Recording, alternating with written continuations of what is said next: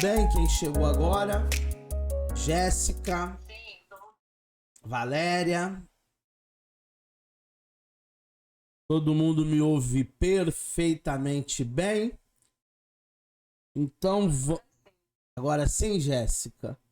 Então, deixa eu só colocar o slide aqui, que deslogou, mas já está logando. Deixa eu jogar o slide para outra tela. E agora foi. Transtorno de personalidade é a nossa aula desse mês de psicanálise clínica. Para quem não me conhece, né, existem alunos remotamente como a Camille e outros alunos. Eu sou o professor Eduardo Maciel, que vou trabalhar com vocês tanto nessa noite como também daqui uma semana. Daqui uma semana nós teremos a continuação dessa aula, mais aprofundadamente aí com vocês. A gente começou lá no presencial semana passada. Vamos fazer uma revisão de algumas coisas que nós falamos na aula passada hoje e vamos já adentrar em disciplina nova, matéria nova, e depois então nós já iniciaremos aí a nossa jornada pelos transtornos de personalidade. O que nós falamos, já que vocês estão me ouvindo bem, na aula passada? A gente começou a conceituar a personalidade. Tá chegando aí também a doutora Thaís, tá chegando também, acho que é o Roberto, se eu não me engano, e a Ana Paula. Ana Paula tá ingressando, doutora Thaís tá ingressando e o Roberto tá ingressando, né? Então, a nossa disciplina de hoje é sobre os transtornos de personalidade. Tem mais gente aqui esperando, deixa eu aceitar todo mundo que depois fica mais fácil. A Cristiane tá chegando. O pastor Cláudio tá chegando. Me ouve bem, Ana Paula? Tá ok, então. Me ouve bem, Joemir? Me ouve bem? Então vambora. Tá ótimo. Então melhorou. Melhorou bastante. Hoje nós vamos trabalhar, gente, os transtornos de personalidade. Então, na aula passada, presencial, nós falamos de transtornos de personalidade. E quem estava lá no presencial começou a conceituar comigo o termo personalidade.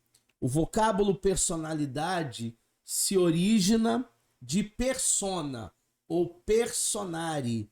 Na língua latina significa soar através de expressão.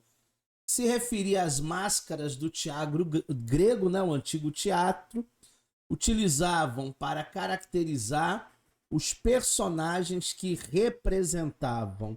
Então, nós temos aí o primeiro conceito sobre a personalidade. E ontem eu estava fazendo um estudo da neurociência sobre personalidade.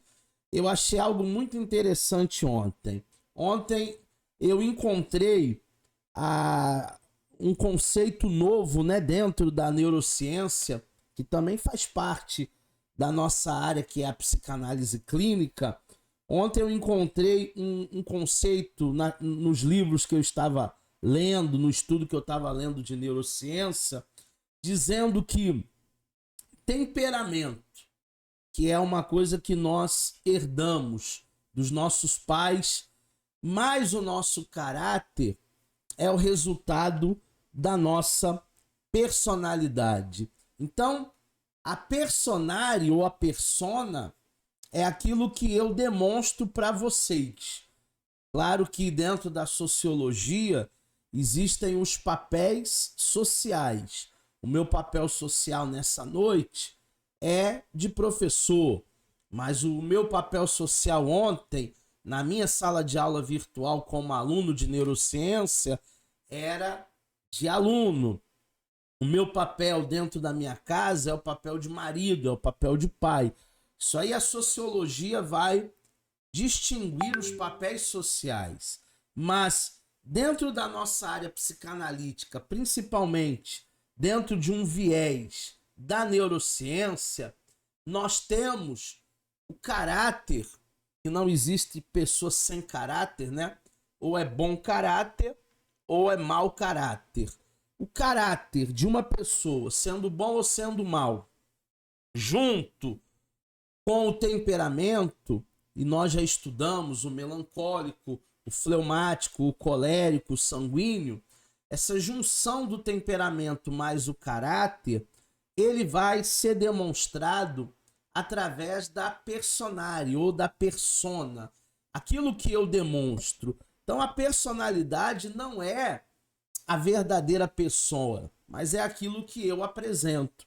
Inclusive, pessoas que têm transtornos de personalidade, que é o nosso assunto hoje e que é o nosso assunto também semana que vem, quinta-feira que vem, pessoas que têm transtorno de personalidade são pessoas que elas vão transitar, elas vão ter uma alteração de humor muito grande. Não é a bipolaridade, porque a bipolaridade aí não seria um transtorno, aí já seria algo químico, já seria uma doença, e mais para frente eu vou falar para você o que diferencia a doença, né, a problema mesmo instalado, e um transtorno.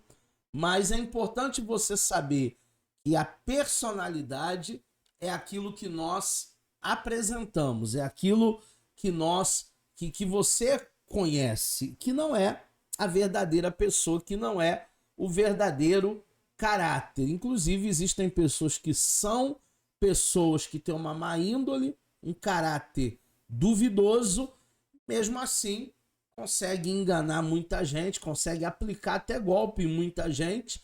É um artista. É como no teatro grego, aquelas máscaras, né, que se usavam, é um hipócrita. Assim, no senso comum, permanece a ideia de que a personalidade é aquilo que é refletido, aquilo que é mostrado por meio de papéis sociais que as pessoas desempenham. Então, na sociedade, cada um de nós vamos demonstrar uma faceta, digamos assim, da nossa personalidade. Claro que quem tem o distúrbio ou tem o transtorno vai ter alterações aí de humor muito bruscamente. Mas existem pessoas que ela tem problema na sua personalidade e que ela é um personagem em determinado lugar, em outro lugar ela se transforma. Parece uma outra pessoa irreconhecível. Um estudo sistemático da personalidade e do caráter, que são os traços de personalidade no sentido ético e no sentido social, começou com Hipócrates, o primeiro a elaborar uma teoria de tipos. Então, Hipócrates, já no século passado, ele começa a falar sobre os 4 temperamentos da maneira que nós conhecemos, né? Considerando o temperamento, o aspecto mais importante da personalidade, ele agrupou os grupos em 4 tipos: coléricos, sanguíneos, fleumáticos e melancólicos. Quem já teve essa disciplina conosco, psicanálise e temperamentos, nós falamos nas minúcias desses 4 tipos. Nós demos aí características de pessoas coléricas, características de pessoas melancólicas, características de pessoas sanguíneas e também características de pessoas fleumáticas. Agora a neurociência já começa a estudar o desdobramento desses estudos de Hipócrates e começa a encontrar não apenas 4 grupos, né? Aqui eu posso chamar de 4 grandes grupos de temperamento. Agora a neurociência, ela já começa a trazer pelo menos 12 tipos de temperamentos. Esses 4 grandes grupos aí, eles começam a serem aí colocados como 12 tipos de temperamentos, que é o que a gente vai estudar mais para frente, porque os estudos ainda são muito recentes dentro da neurociência, mas que vai ajudar muito na nossa trajetória, no nosso percurso psicanalítico. Então, o que tínhamos até hoje é o que Hipócrates escreveu sobre temperamento: melancólico, fleumático, colérico e sanguíneo. Mas o que a neurociência começa a estudar, começa já a abrir um grande leque para nós entendermos questões ainda mais profundas sobre temperamentos, é que existem pelo menos 12 temperamentos e nós vamos nos debruçar nesses 12 temperamentos nas próximas aulas e no decorrer do nosso percurso analítico. Eu quero perguntar se vocês têm alguma dúvida até aqui. Joemi, que tá aí. Alguma dúvida, dois apps? Não? Nenhuma dúvida? Então vamos prosseguindo.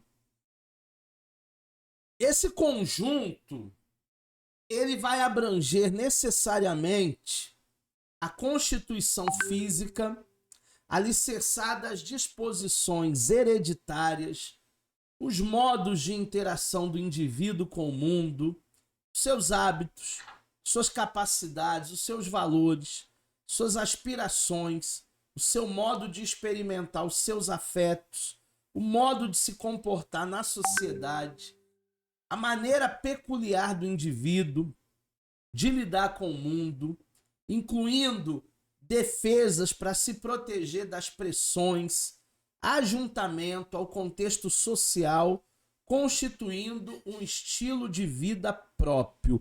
Tudo isso é personalidade.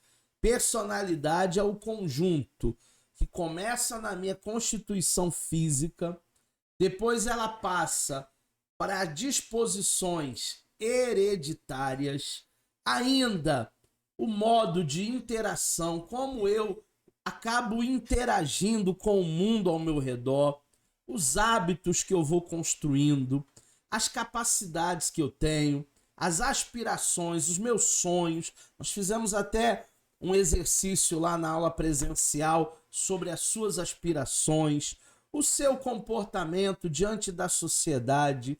Existem coisas que são aceitáveis, existem coisas que são inaceitáveis, e aí a gente segura a nossa onda. A maneira peculiar como nós lidamos com o mundo, como nós lidamos com as pessoas, tudo isso dentro de um grande contexto vai formar o que nós chamamos de personalidade. Eu ainda não estou trabalhando transtorno. Eu, por enquanto, estou trabalhando o conceito personalidade. Eu não vou lançar logo um novo alicerce falando dos transtornos se você ainda não compreende o que é personalidade. Então é importante você entender esse conjunto que vai abranger uma série de coisas na nossa vida, e a persona é a maneira como eu me apresento para você, como você se apresenta para mim. Então é importante que você entenda todo esse bojo, que você entenda que a personalidade, ela é constituição física, ela é hereditariedade, ela é o modo como nós interagimos. O homem é produto do meio, sim, em certos aspectos. É essa constituição de maneira geral que vai formando a nossa personalidade. Esse conjunto abrange, já li. Assim sendo, a personalidade, ela diz respeito à totalidade daquilo que somos. Não apenas o que somos hoje, mas o que fomos, não é fomes, né? Apesar de eu estar com fome, não é fomes, é fomos. O que fomos, deixa eu até consertar aqui, é uma letra só. Opa! O que fomos e o que aspiramos ser no futuro. Implica também que esse modo de ser só pode ser entendido dentro de um contexto sócio, histórico, geográfico e cultural. Eu queria que você gravasse muito bem e entendesse esse conceito que é sócio, que é histórico, que é geográfico e que também é cultural. Como assim, professor? Cada indivíduo é ímpar. Ele foi criado num determinado meio, ele foi criado numa determinada cultura, ele foi criado em um determinado ritmo e nós precisamos entender essas nuances. Ah, mas eu queria tanto que fulano, beltrano, ciclano fosse igualzinho a mim. Mas ninguém é igual a ninguém. Todas as pessoas são ímpares. E o que nos distingue verdadeiramente esse conceito sócio, histórico, cultural que nós vivemos aí. Geográfico também. Hoje mesmo eu estava conversando com a minha esposa no café da manhã e aí a gente estava falando sobre a cultura de cada estado. Para quem não sabe, eu sou de São Paulo, ela é do Rio de Janeiro. Nós nos conhecemos aqui, mas ela já foi a São Paulo comigo algumas vezes. Inclusive, o mês passado, que nós fizemos um passeio cultural com os alunos lá em São Paulo, ela esteve comigo. Aí ela dizia no café da manhã hoje para mim, implicando comigo, ah, mas isso é coisa de paulista, né? O carioca não tem muito isso. O paulista tem. E aí eu impliquei com ela também, eu dizia para ela, mas você fez algum curso de paulistês? Você tem algum MBA? Você tem alguma pós-graduação para falar dessa maneira e entender os paulistas, como você diz que entende os paulistas e que compreende que tem coisas que são de paulistas e outras coisas que são de carioca? E aí ela disse para mim, eu tenho tudo isso aí, eu tenho mestrado, eu tenho doutorado. Eu sou casada com um paulista há 25 anos, né? Então, se ela é casada com um paulista e ela conhece esse temperamento, ela conhece esse caráter, ela conhece essa personalidade que é diferente de alguém que nasceu no Rio, ela entendeu o contexto sócio, histórico, geográfico e cultural. E é isso que eu quero que você entenda, porque cada personalidade ela vai estar inserida dentro desse contexto. Vou até colocar em destaque aqui para você guardar muito bem isso. Muito bem isso. Vou mudar a letra para preto aqui. Pronto. Agora sim, cada personalidade ela vai ser influenciada por esse contexto. Socialmente falando, historicamente falando, geograficamente falando, culturalmente falando. E olha que São Paulo é aqui do lado, hein? Não muda nada. É 4 horinhas, 5 horinhas você tá em São Paulo. Mas muda tudo. Porque mudou uma geografia, porque mudou um habitat, porque mudou uma cultura, porque a cidade é outra, o estado é outro, as manias são outras, a cultura é outra. E isso também vai ser refletido na personalidade.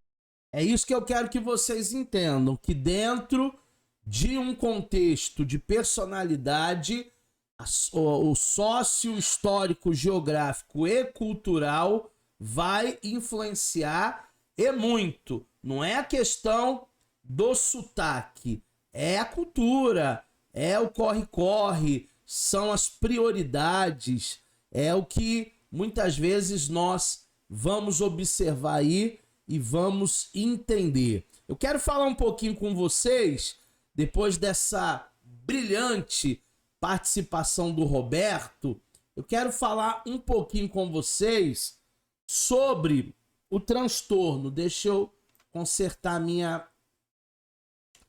meu slide aqui para ficar bom. Então vamos falar agora sobre o transtorno e nós vamos entender melhor transtornos de personalidade. Seria um transtorno de personalidade? Um transtorno de personalidade representa traços de caráter de um indivíduo, variação, esta que vai além da faixa encontrada na maioria das pessoas. Quando alguém tem um transtorno de personalidade, e isso não é raro, alguns transtornos de personalidade acabam atingindo de 6 a 8% da população que nós temos. Esse transtorno, ele traz uma variação muito abrupta, muito rápida na faixa temperamental, digamos assim, ou de persona da maioria das pessoas. Uma variação de traços. Traços de personalidade todos nós temos. Cada um tem o seu traço de personalidade. Existem pessoas que são mais tímidos, outros que são mais expansivos. Existem pessoas que são pessoas mais reservadas, outras pessoas que são mais sociáveis. Existem pessoas que são mais explosivas, qualquer coisa ela quer brigar. Se colocar um volante na mão dela, se soltar ela no trânsito, ela arruma briga.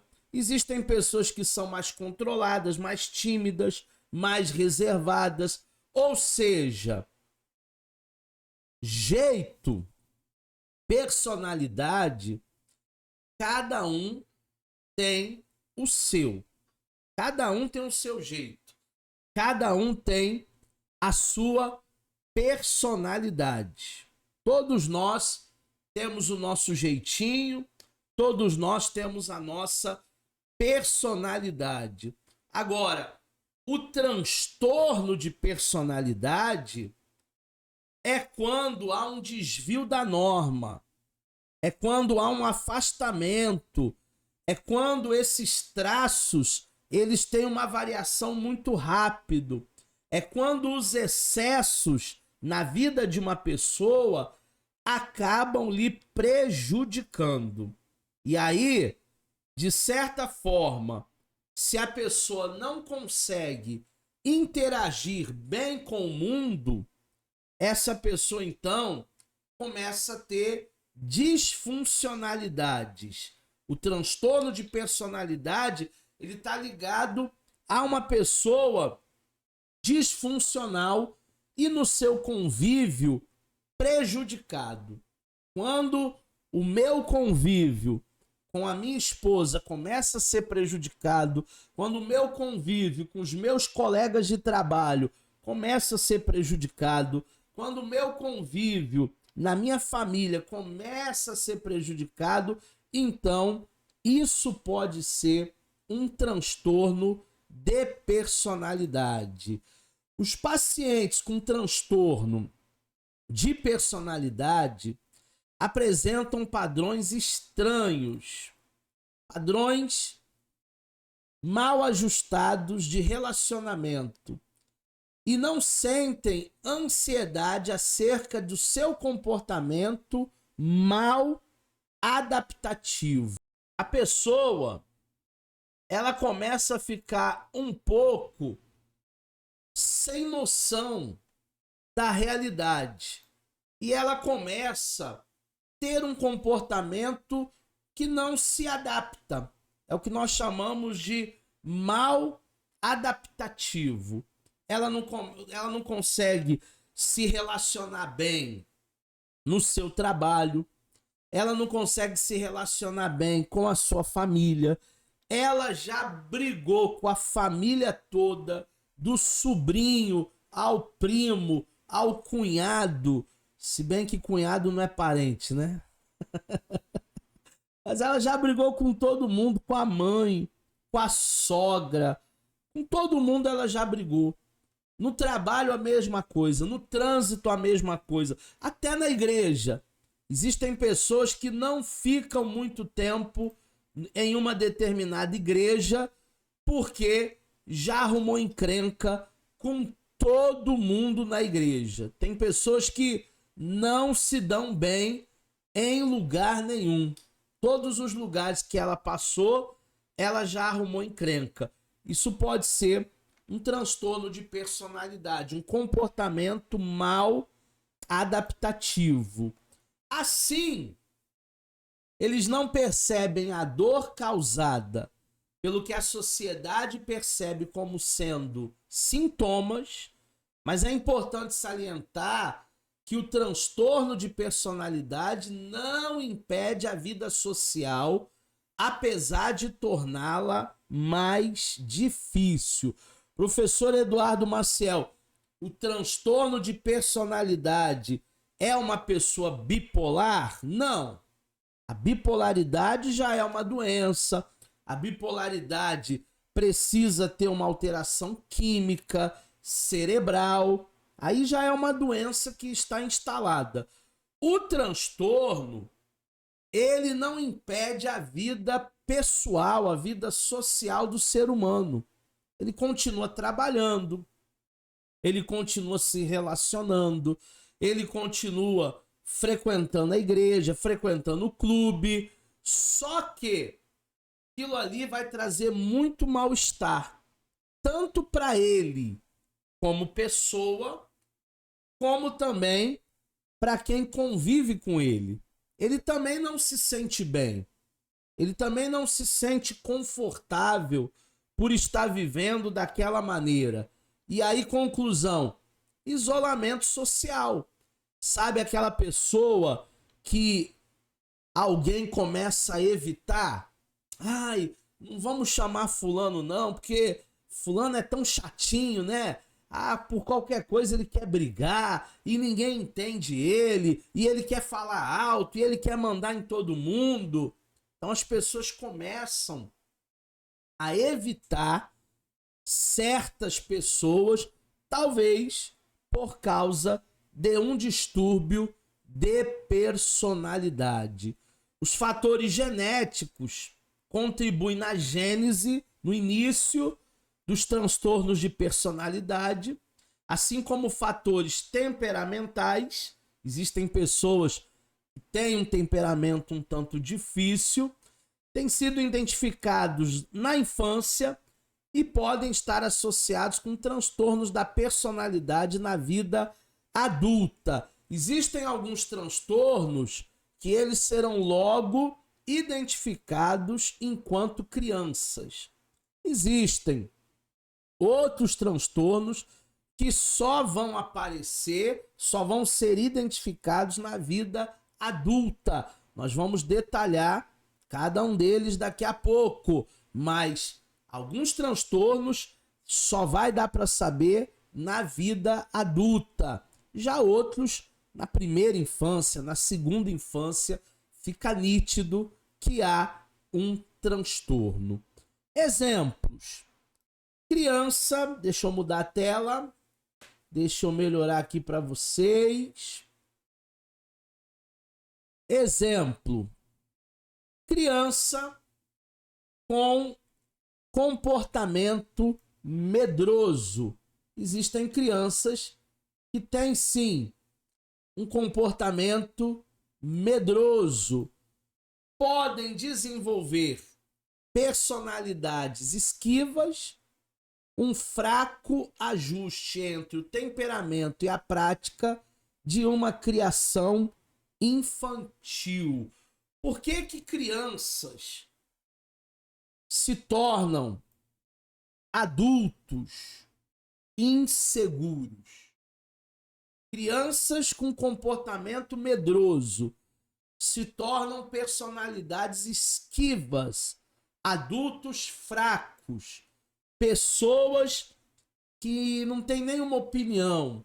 Eu acho que você já conviveu com gente que dizia assim: ah, vamos passear em tal lugar? Ah, não sei, pode ser, tá bom, o que você escolher pra mim tá bom.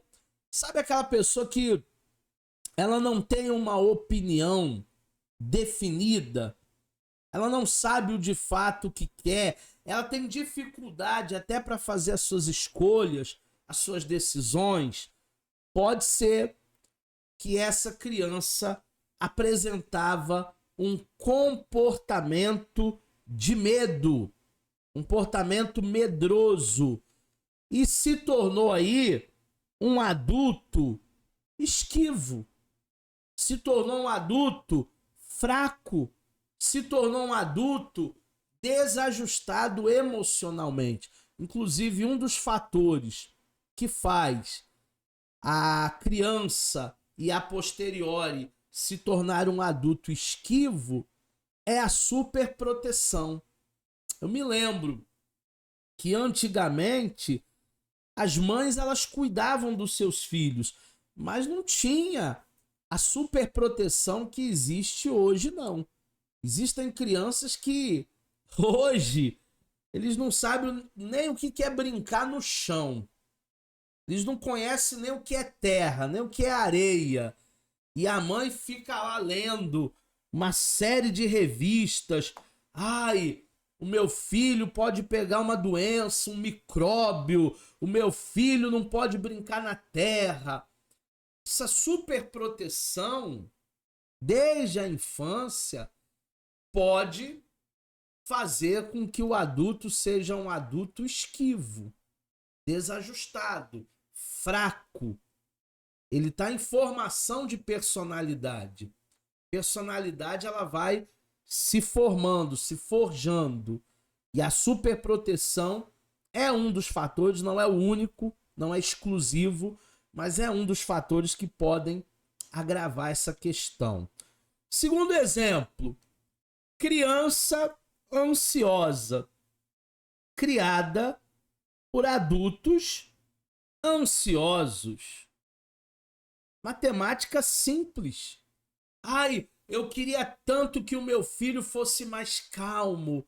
Ai, eu queria tanto que o meu filho fosse menos ansioso. Mas a senhora, como mãe, é uma pilha. Não dá para cobrar algo da criança que nós não fazemos.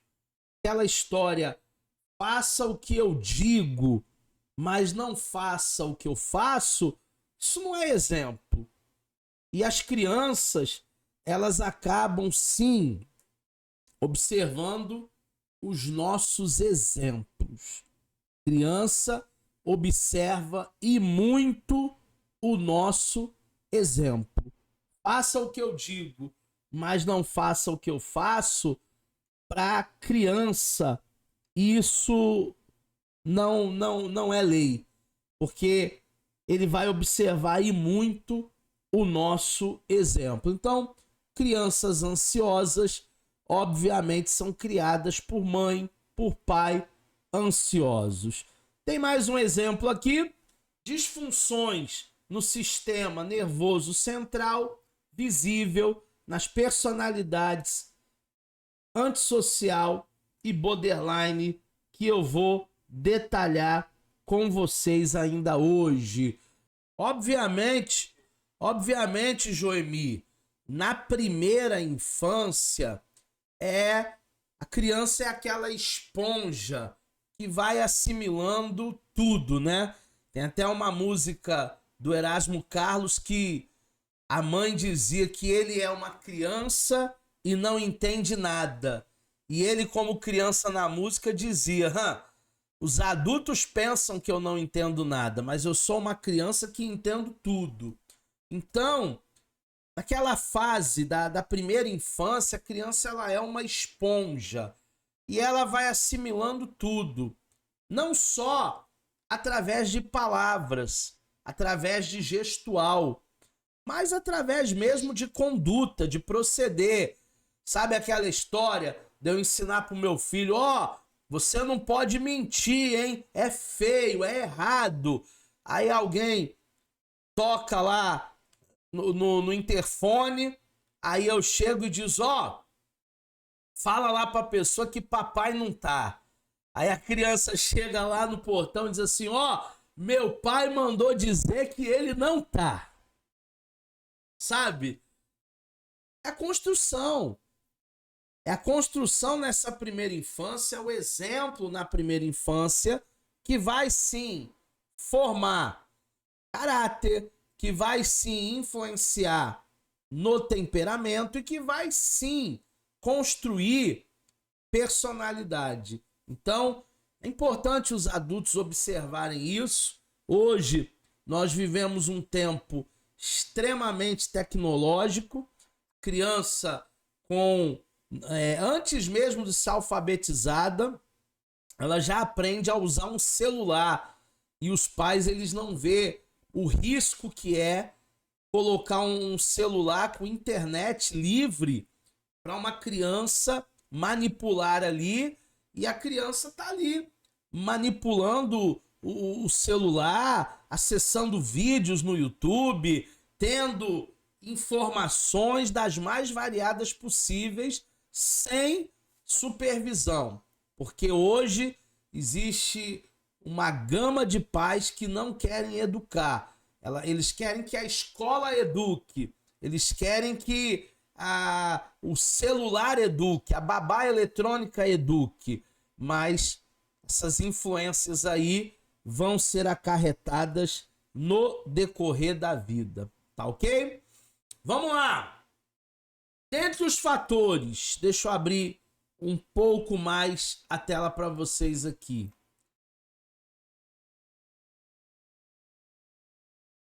Agora melhorou. Dentre os fatores biológicos, nós podemos citar influências hormonais, como por exemplo a testosterona, que vai diretamente mexer, se relacionar com a agressividade. Endorfina e serotonina associados à depressão. Por isso que é importante, pelo menos uma vez no ano, você passar pelos seus médicos de confiança, principalmente o endocrinologista, o cardiologista, pedir uma bateria de exame, ver os seus níveis hormonais, porque existem algumas alterações, principalmente aí quem está chegando aos 40, quem já passou dos 40. Uma vez no ano você precisa dar uma revisada nos seus níveis hormonais. E também a eletrofisiologia, que nada mais é do que a condutividade elétrica do sistema nervoso relacionado às alterações comportamentais. Nós já sabemos, vocês já estudaram fisiologia, já estudaram aí outras disciplinas com o Dr. Márcio Cândido, que o nosso cérebro aqui, ele é composto de várias ligações, cerebelos, ele é composto de uma área química aí, aonde tudo está interligado, são milhões e milhões e milhões de cerebelos, e aí então nós precisamos cuidar do bem mais precioso que nós temos, que é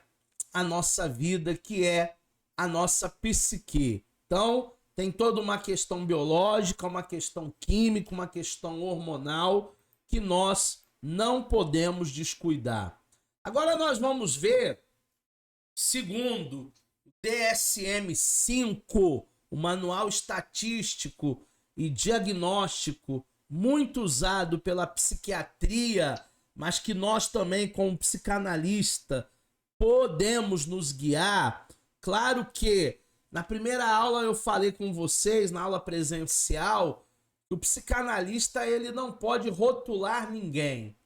Ah, você é borderline, você é antissocial, você é obsessivo compulsivo, ah, você é dependente, você é esquizoide, é paranoia. Não, o psicanalista ele não tem como finalidade rotular ninguém, ou pelo seu temperamento, você é sanguíneo, você é melancólico, você é fleumático. Não, não faz parte da psicanálise clínica, da psicanálise institucional, não faz parte nós que estamos em formação, você é aspirante em psicanálise, não faz parte do nosso curso você querer rotular ninguém. Nós não estamos estudando para isso. Nós não podemos nem dar diagnóstico. Diagnóstico quem dá é psiquiatra, é um médico que estudou as doenças mentais. Nós nos guiamos pelo manual estatístico, diagnóstico DSM-5, mas nós não podemos rotular ninguém. E aí, pelo DSM-5, nós temos pelo menos 3 grandes grupos aí de temperamentos, ou melhor, de personalidades, de transtornos de personalidade. O primeiro grupo é chamado o grupo dos excêntricos. São os paranoides, e eu vou explicar cada um, tanto hoje como também na próxima aula. Daqui uma semana, quinta-feira que vem, vocês estarão comigo 8 da noite, ao vivo. Nós vamos falar detalhadamente do transtorno paranoide. Nós vamos falar detalhadamente do transtorno esquizoide. Nós vamos falar do transtorno esquizotípico. Esse primeiro grupo, grupo A, é chamado aí do grupo dos excêntricos. São os esquisitões, são aqueles que têm mania de perseguição, são aqueles que vê briga aonde não existe briga, vê perseguição, vê conspiração aonde não há conspiração. São paranoides, esquizoides, esquizotípicos, são pessoas distantes, são pessoas diferentes. Esse grupo é o primeiro grupo que nós vamos falar provavelmente ainda hoje. O segundo grupo, o grupo B, é o grupo de pessoas com pensamentos e comportamentos mais dramáticos. E dentro desses pensamentos e comportamentos mais dramáticos, nós temos o borderline, nós temos o antissocial, nós temos o histriônico e nós temos também... Deixa eu fechar aqui o microfone. Já te dou a palavra, Ana Paula. Já te dou a palavra já. Já te dou a palavra já. Os histriônicos e os narcisistas. Esse segundo grupo é o grupo de pessoas que têm o transtorno comportamental mais dramático. E o terceiro e último grupo, que nós veremos na próxima aula, porque hoje certamente não vai dar tempo, são os ansiosos e os medrosos, os evitativos, os dependentes, os obsessivos e compulsivos. O obsessivo compulsivo, eles são do mesmo grupo, tá? Tanto o obsessivo como o compulsivo é o mesmo transtorno. Já o dependente é um outro transtorno e o evitativo um outro transtorno. Então, se a gente for contar aqui, são 10.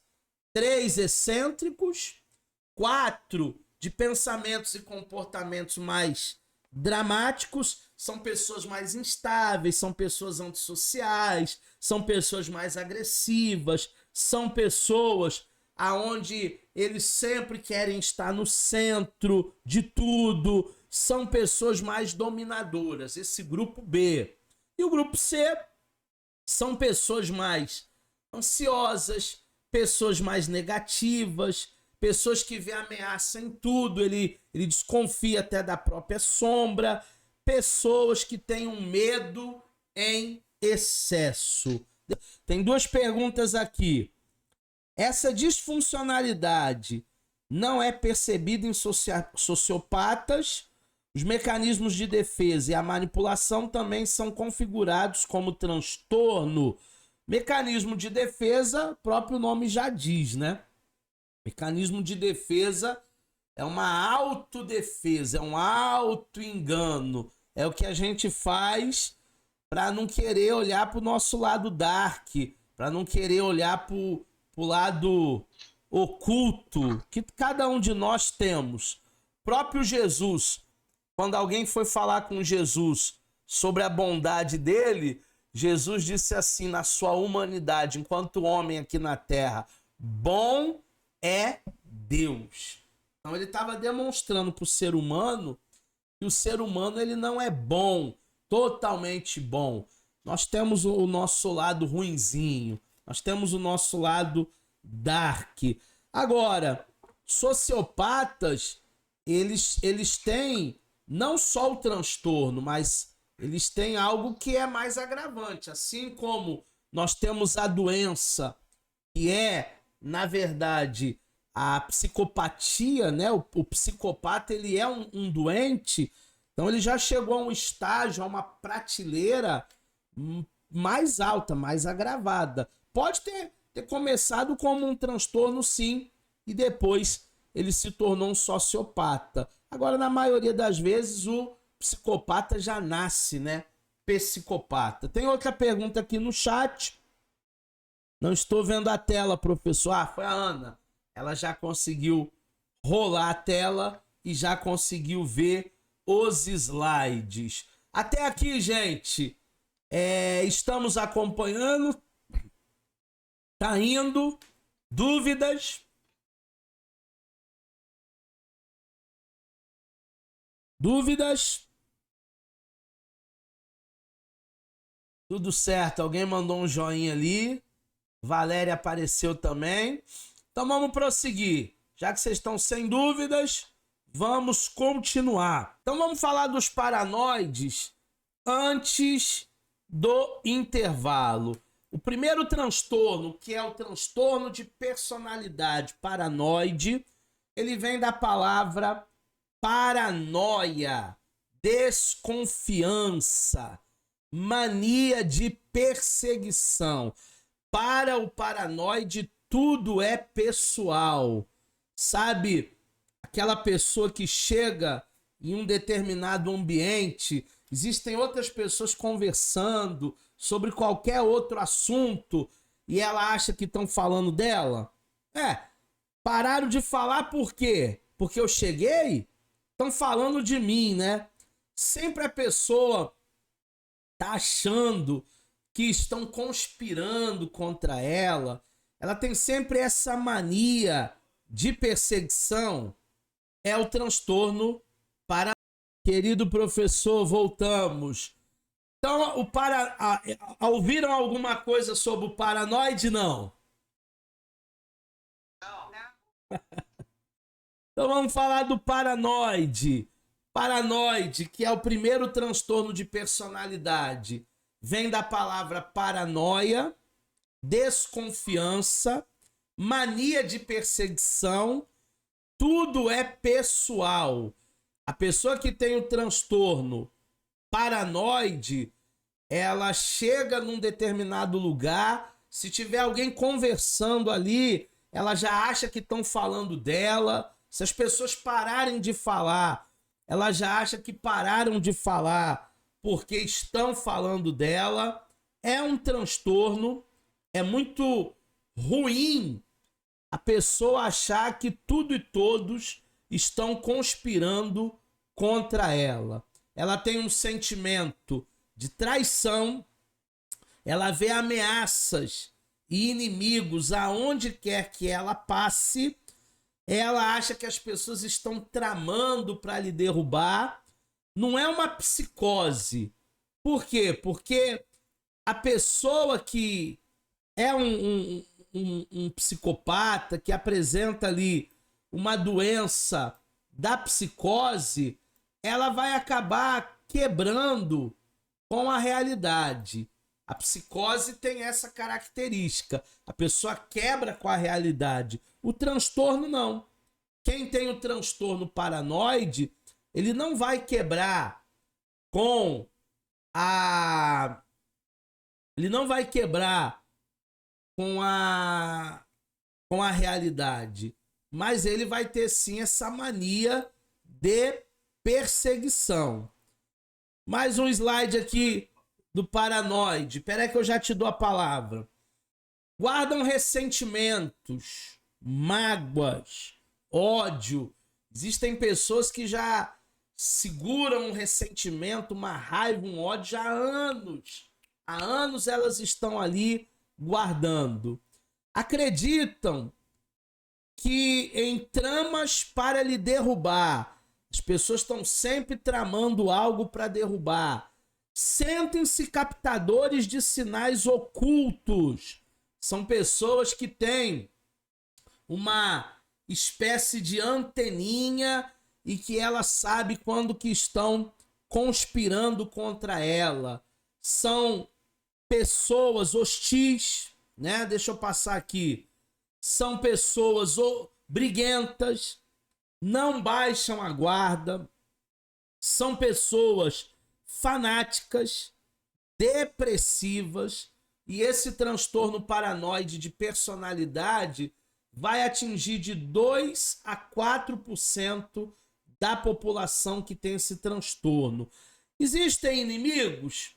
Claro que existem inimigos no mundo, mas geralmente não são tantos assim como alguém que tem o transtorno paranoide pensa. É muito menos aí, com certeza, viver nessa loucura, desconfiando até da sombra, é ruim demais. Entendi. A sua pergunta é sobre as causas, né? Porque os traços são esses. É a desconfiança, é a mania de perseguição, tudo é pessoal, ela é vítima, ela tem um sentimento de traição, ela é ameaçada em todo o tempo, tem inimigos no seu encalço. Esses são os traços de uma personalidade paranoide. Mas a causa para que alguém venha apresentar esse transtorno geralmente são rupturas que acontecem na infância. São traumas que ela foi acometida na infância. Além dos traumas, podem ter sido percas, podem ter sido rupturas. A própria questão do luto são fatores que podem trazer aí o desenvolvimento do transtorno de personalidade. Seja ele qualquer um dos 10, não especificamente o paranoide. Nós ainda vamos estudar outros 9, mas geralmente são rupturas, lutos, traumas, percas, a falta de proteção que a pessoa vai ser acometida na sua infância. Geralmente é isso. Tá, entra a neurose e a psicose. Não é nenhuma nem outra porque é transtorno, mas existe sim uma similaridade. Falamos do paranoide, vocês estão aí na tela da FASTEF, nos slides. Agora nós vamos falar do esquizoide, que é o segundo grupo dos excêntricos. Distanciamento das relações pessoais, são pessoas reservadas, não têm intimidade, não gostam de intimidade, atividades solitárias, eles têm pouco ou nenhum interesse pelas atividades sexuais, porque eles são solitários, não expressam sentimentos, eles são distantes, eles são frios, são indiferentes a elogios ou a críticas, eles não possuem amigos próximos, preferem as atividades mais lógicas.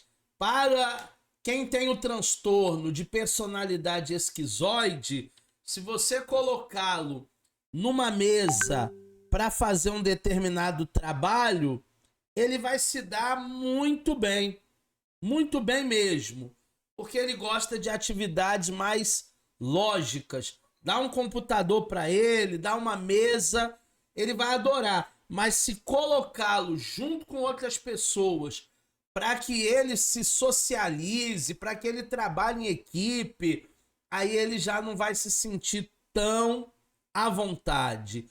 Além disso, o esquizoide tem dificuldade de reciprocidade e de interação. Ele não gosta de abraço, ele não gosta de sorriso, ele não gosta de beijo, ele é uma pessoa mais distante. Dificuldade para expressar raiva, ele é indiferente, ele é passivo. Na vida profissional, gostam de trabalhos mais individualizados. Esse transtorno, ele pode ser percebido na infância e ele é mais comum com pessoas do sexo masculino. Então, pessoas do sexo masculino são mais propensas a esse transtorno e dá para perceber o esquizoide desde a sua infância. O terceiro tipo que nós estamos falando aqui, ainda naquele primeiro grupo dos excêntricos, são os esquizotípicos ou transtorno de personalidade esquizotípica. Desconforto agudo nas relações íntimas. São pessoas que se sentem incomodados com relações íntimas. Até mesmo quando tem uma festa, um churrasco, ele não se sente à vontade, mesmo sendo na casa dele. Às vezes o churrasco, às vezes a festa é na casa dele, a mãe dele, o pai dele convidou amigos, mas enquanto o pessoal não vai embora, ele não se sente confortável. Excentricidade no comportamento. Ele se veste diferente, sabe aquele diferentão? Alguns que gostam de andar com umas roupas assim, exóticas, parece um hippie. Ele é excêntrico no comportamento. Ele tem até umas crenças estranhas, sobrenatural. Ele diz que já viu ET, que já viu extraterrestre, que já teve experiências paranormais. Ele é uma pessoa, de fato, bem excêntrica, bem esquisita. Ansiedade social excessiva, ele não relaxa, principalmente em ambientes de aglomeração, ele tem uma certa fobia social. Superstição, sempre ligados a rituais mágicos, sempre ligado a um misticismo. Poderes especiais, ele consegue ouvir algumas vozes do além, ele consegue ter algumas premonições, ele consegue ser sensitivo, ele sente determinadas coisas que ninguém está sentindo. Ele é bem místico. O esquizotípico, ele é bem supersticioso. E ainda, mania de conspiração, que é uma característica desse grupo, além de não gostar de interações. Ele se sente de fato diferente. Ele não gosta de interações sociais. Agora, gente, esse transtorno, tanto esquizotípico, tanto paranoide, tanto esquizoide, esse transtorno ele só é caracterizado quando isso atrapalha a vida social de alguém, quando isso atrapalha a convivência de alguém. Alguns traços desses que eu falei, principalmente aí do paranoide, do esquizoide, do esquizotípico, alguns traços alguém sempre vai ter. Nós não estamos livres de termos alguns desses traços. Traço é alguma coisa absolutamente normal nessa seara. O transtorno começa a prejudicar a vida do indivíduo. Então que você saiba de antemão, e lá no final, na próxima aula, quinta-feira que vem, eu vou falar para você fazer essa diferenciação de traços para o transtorno. O transtorno precisa ser tratado. Os traços, cada um de nós temos alguns desses traços aí na nossa personalidade. Vamos falar agora do segundo grupo. O segundo grupo é aquele grupo de pessoas instáveis, agressivas, é aquele grupo de pensamentos dramáticos e comportamentais. E eu quero começar esse segundo grupo com o transtorno de personalidade antissocial.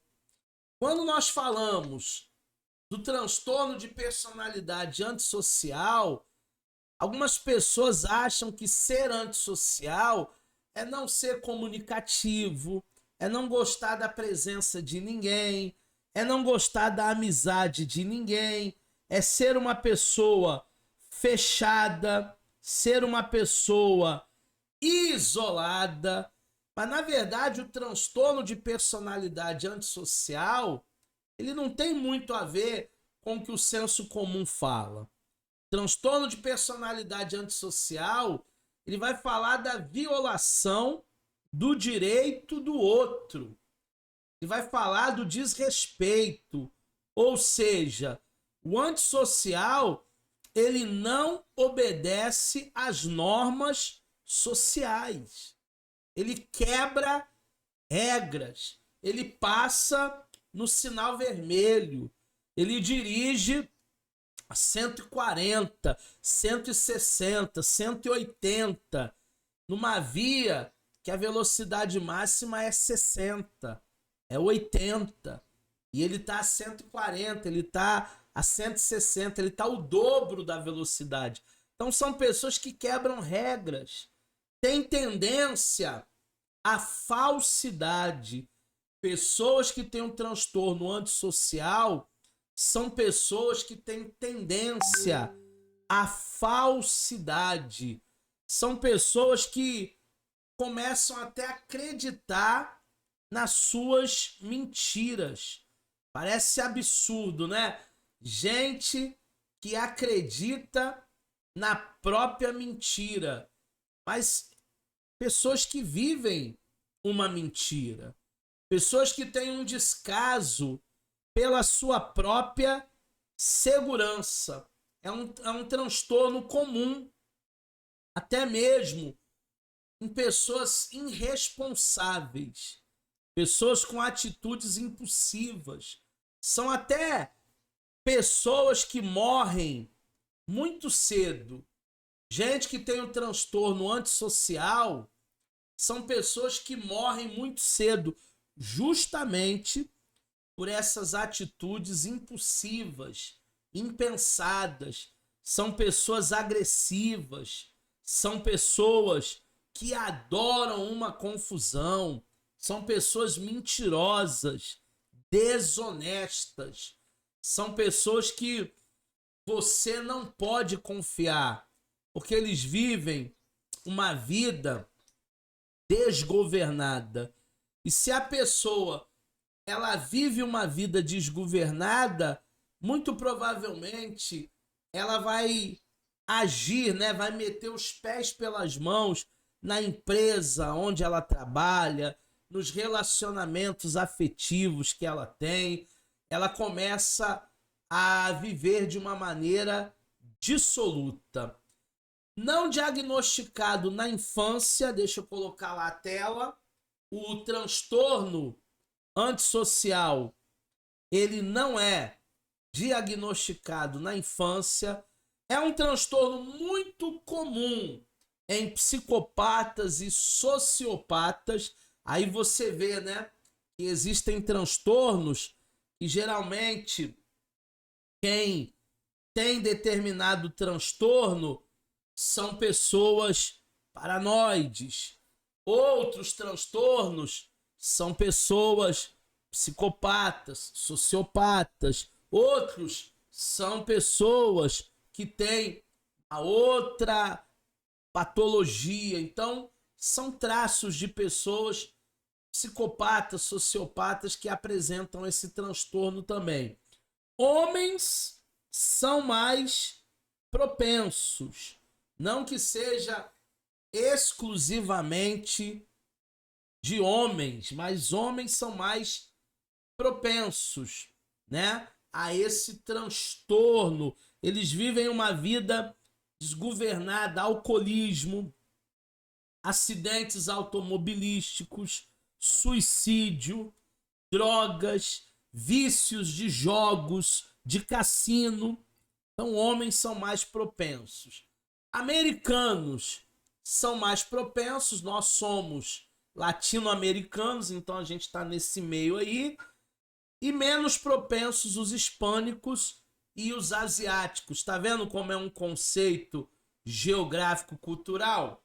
Se não fosse um conceito geográfico-cultural, não haveria esse número de americanos que são mais propensos, porque vivem uma vida talvez desregrada, desnivelada, digamos assim, e asiáticos, hispânicos, que têm uma vida mais ordenada. Então esse é o primeiro transtorno de personalidade do segundo grupo. Vamos para o segundo transtorno. Alguma dúvida, gente? Dúvidas?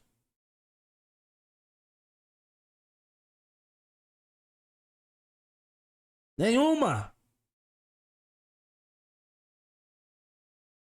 Algum comentário? Alguma colocação que você queira fazer? Algum comentário, alguma colocação?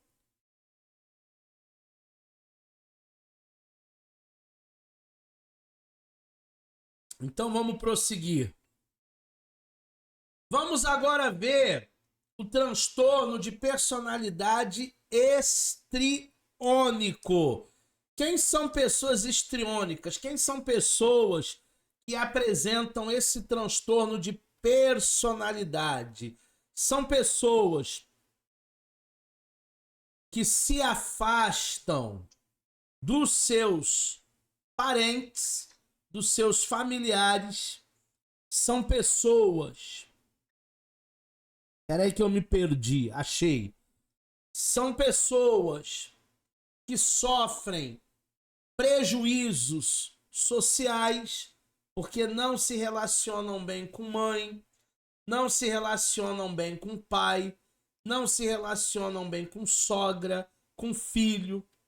Sofre quando não está no centro das atenções.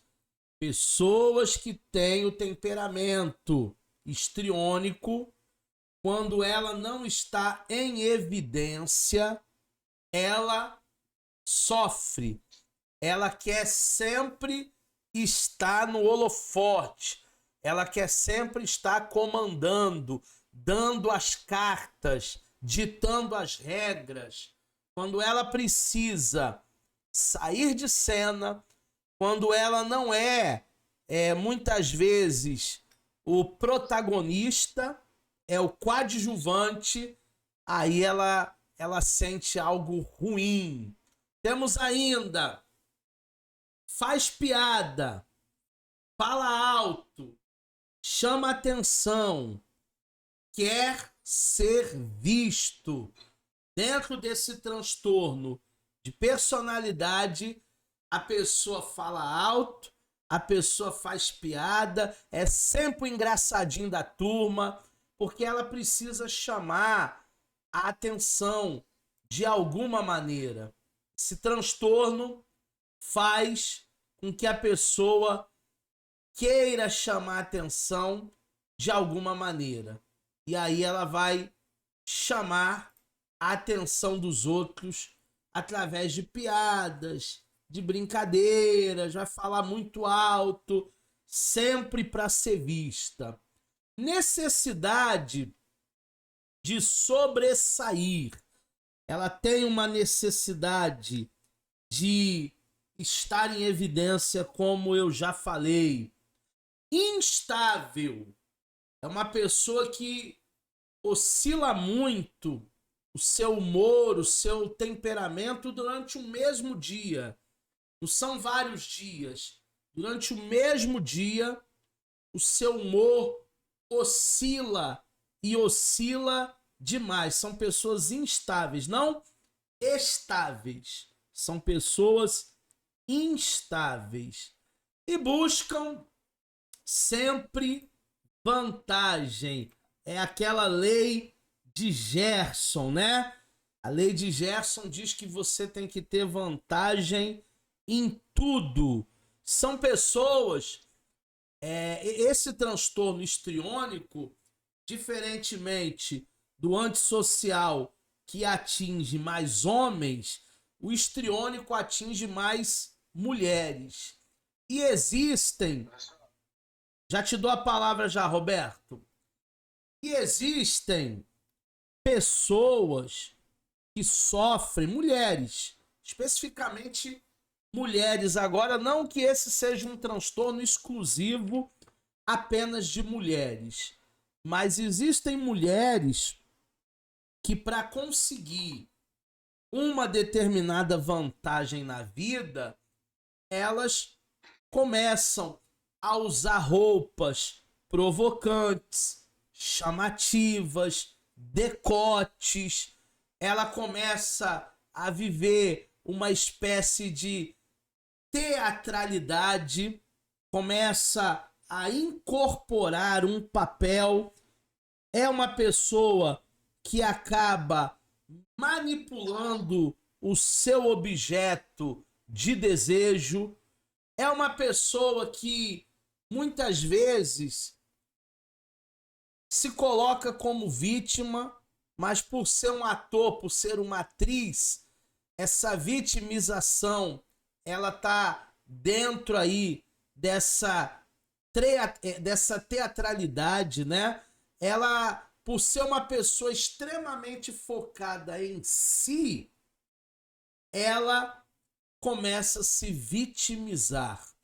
Ainda existe o lado da sugestionabilidade, que nada mais é do que aumentada pela influência de pessoas ao seu redor. Então, pessoas que têm o transtorno histriônico, transtorno de personalidade histriônico, são pessoas volúveis, são pessoas sugestionadas. Ela vai conforme a maré, seus desejos, suas vontades, suas situações, ela vai muito pela cabeça dos outros. Ela sente muito... Já te dou a palavra, Roberto. Ela sente muitas rupturas.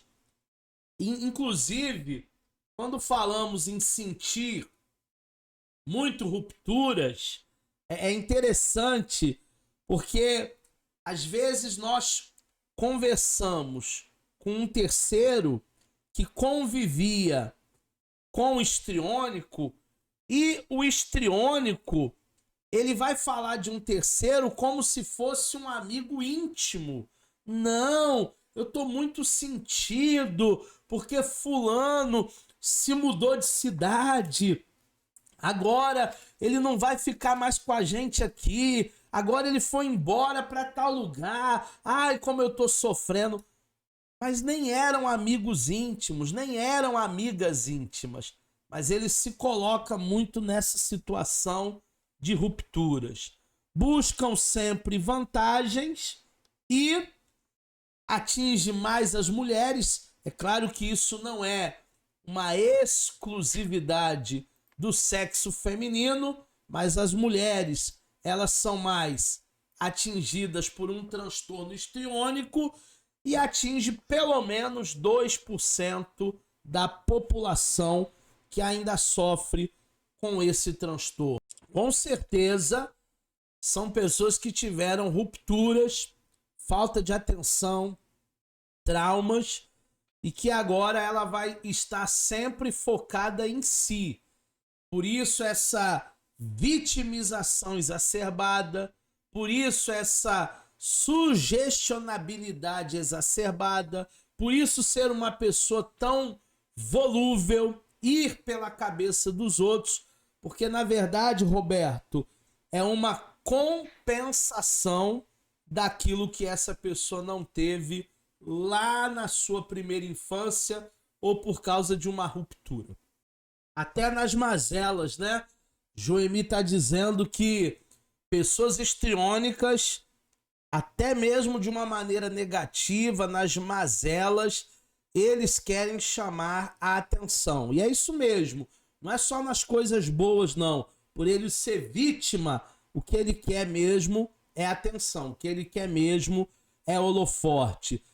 Vamos agora falar nesses últimos minutos de aula. Claro que nós vamos continuar na próxima quinta-feira, 8 da noite, com a participação de todo mundo. Mas nesses últimos minutos de aula, eu queria fechar com vocês e depois abrir até para perguntas, para dúvidas, para um debatezinho, se vocês quiserem. Eu queria fechar com o borderline, porque a palavra border significa borda e a palavra line significa linha. Então é aquele que está sempre na borda, é aquele que está sempre na linha. Esse transtorno de personalidade borderline, ele traz uma instabilidade do afeto. Ele também sente um abandono muito grande. Não é igual o histriônico, tem as suas particularidades que a gente vai falar aqui. Mas o borderline está sempre na borda, está sempre na linha. Ele tem uma intensidade de amor e de ódio. Ele é muito intenso amando, mas ele também é muito intenso odiando. Se for para odiar, ele vai odiar, porque a linha entre o amor e o ódio é muito tênue. Você conhece histórias de mulheres apaixonadas, mulheres que amaram demais e depois se tornaram a arqui-inimiga daquele objeto do seu amor. Então, borderline ele tem essa intensidade entre amor e ódio. Sentimento de vazio. Sempre está faltando algo para o border. Ele tem a síndrome do ninho vazio. Quando falamos do ninho vazio, falamos mais daquele sentimento que os pais têm quando os filhos se casam, vão embora de casa ou vão para a faculdade. Mas na realidade o borderline ele sempre tem esse sentimento de vazio existencial, sempre está faltando algo. Impulsividade, ele age sem pensar. Sabe aquela pessoa que depois que faz se arrepende? na sua impulsividade, ele vai agir sem pensar, sem medir as consequências. E aí ele vai ferir pessoas com o seu jeitão, ele vai arrumar muita encrenca, ele vai arrumar muita briga por onde ele passa, porque ele tá ali no limite, ele é borderline, ele tá ali no limite, a linha do border ela é muito tênue. Também existe um aspecto aí de automutilação. Hoje em dia é muito comum entre os adolescentes, pelo menos os adolescentes que nós temos atendido aí, de 12 a 16 anos talvez, um pouquinho mais, os adolescentes têm sofrido demais com a automutilação. O que seria automutilação? Pegar um objeto cortante, uma gilete, pegar uma faca, uma tesoura e começar a cortar, ferir o seu próprio corpo. É uma maneira de alívio, é uma descarga, né? Uma descarga de tensões. Alguns já confidenciaram pra gente em clínica que estão fazendo um curso preparatório porque é o sonho do pai ser um militar, é o sonho da mãe ser passar por uma determinada escola, uma determinada faculdade, mas não é nem o sonho daquele adolescente, não é nem o sonho daquele jovem. E existem tantas demandas, tantas pressões naquele curso pré-vestibular, pré-ENEM, preparatório, que esse jovem, não sabendo como lidar, começa a se automutilar. Então, como eu disse, border é a borda, line é a linha, e essa pessoa é alguém que está sempre no limite, na linha, na fronteira. O borderline se prejudica muito. É difícil o relacionamento com ele, porque ele sempre se coloca em uma situação de risco, porque ele tem tendências suicidas. Então ele vai se prejudicar em casa, ele vai se prejudicar no trabalho, ele vai se prejudicar nos relacionamentos. Ele é uma pessoa de difícil relacionamento. E aqui eu coloquei no slide para você dar uma olhada aí, que o borderline ele está entre a neurose e a psicose. Entre essa zona cinzenta, essa zona mista, tá o borderline. Ele tá ali entre a neurose, né, entre a doença mesmo, neurose, e entre a psicose que tira a realidade do ser humano. Ele não chega a ser um psicótico, mas ele tá ali entre a neurose e a psicose na sua instabilidade. Existem dois tipos de borderline. Deixa eu ver se eu acho aqui. Existem dois tipos de borderline. O explosivo impulsivo e o implosivo. Professor Eduardo, tem diferença de ser explosivo e implosivo? Tem. O explosivo, impulsivo, ele tem aqueles acessos de fúria. Uma vez, eu morava numa cidade chamada Paracambi. A minha vizinha, já contei essa história, mas tem sempre aluno novo que nunca ouviu, vai ouvir hoje. Uma vizinha tinha um garoto doente e ela dizia para uma outra vizinha nossa: olha, não coloque o carro na frente da minha garagem porque eu tenho um filho doente e às vezes eu preciso sair com emergência para o hospital. Por favor, não estacione o carro na minha garagem. Sabe aquele vizinho, aquela pessoa que faz ouvido de mercador? entra aqui, sai aqui? Pois sim. Um belo dia, depois que ela já tinha reclamado com a vizinha umas 3, 4 vezes, sabe aquele dia de fúria? Ela deve ter precisado sair e ela não conseguiu sair. E ela também não foi na casa da vizinha chamá-la para tirar o carro. Ela pegou uma espécie de taco de beisebol, um pedaço de madeira, e ela quebrou o carro da vizinha todo. Eu me lembro como se fosse hoje, era um carro da Renault.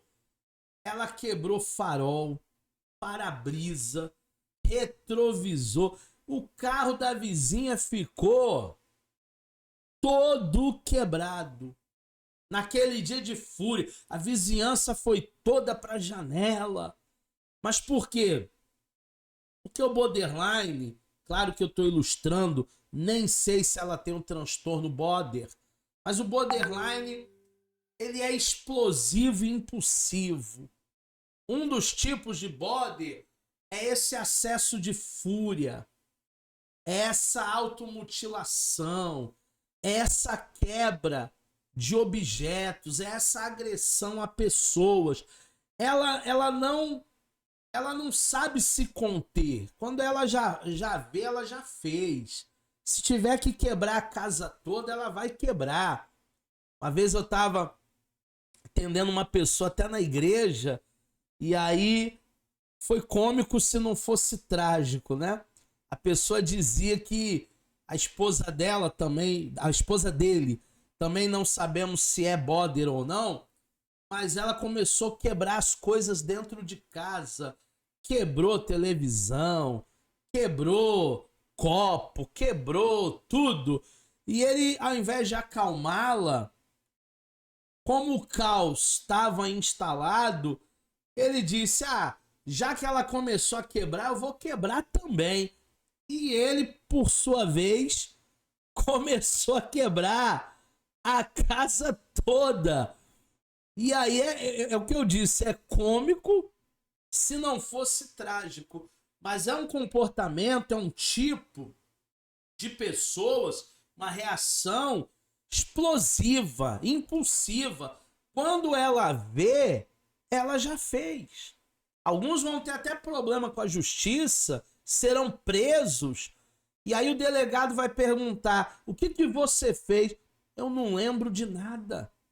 Me deu um apagão. E realmente, muitas vezes dá um apagão. A pessoa não se lembra absolutamente de nada. Então esse é um temperamento explosivo, um tipo de borderline. O outro tipo de borderline é o implosivo. Quando falamos em implosão, falamos algo para dentro. Por quê? Porque ele é autodestrutivo, ele é inacessível, ele é calado, ele é recluso e ele vai fugir da realidade. Então você vê, é triste, muito triste, pessoas que acabam somatizando dentro desse transtorno de personalidade. Algumas explodem e aí vai acarretar prejuízos sociais, prejuízos físicos, prejuízos materiais, mas outros não explodem, guardam, somatizam e também vai acarretar prejuízos não materiais, mas prejuízos emocionais. É o caso dos implosivos, dos calados, dos reclusos, daquele que foge da realidade, dos inacessíveis, porque isso é uma autodestruição. 10h02, tá na hora da gente terminar nossa aula, mas antes da gente terminar, eu queria saber de vocês, se vocês têm perguntas sobre a aula de hoje, sabendo que quinta-feira que vem a gente vai continuar. Na próxima aula, Jéssica, eu vou falar do transtorno narcisista, evitativo, dependente, obsessivo, compulsivo. Na próxima aula nós vamos falar dos tratamentos e vamos falar sobre a formação da personalidade. Então, quando a gente for falar de tratamento, nós vamos identificar qual a melhor maneira de ajudar pessoas que passam por esse transtorno, por pessoas que atravessam por esse transtorno. Já de antemão, eu posso adiantar para vocês que não necessariamente o tratamento ele será medicamentoso.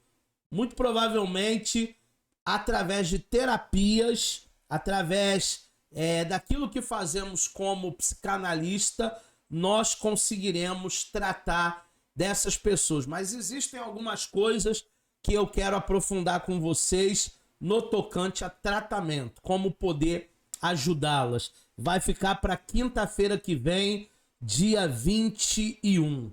Tá bom, gente? Mais alguém quer falar? Vou liberar vocês então. Vou liberar vocês, lembrando que temos um compromisso. Obrigado, Valéria. Brigadão. Na próxima aula, nós vamos começar aqui, ó, no narcisista, tá bom? Só para você marcar aí, no narcisista, nós começaremos na próxima aula de quinta-feira que vem. Vamos falar do narcísico, vamos falar do evitativo, vamos falar dos tratamentos, vamos falar do obsessivo compulsivo, vamos falar do dependente.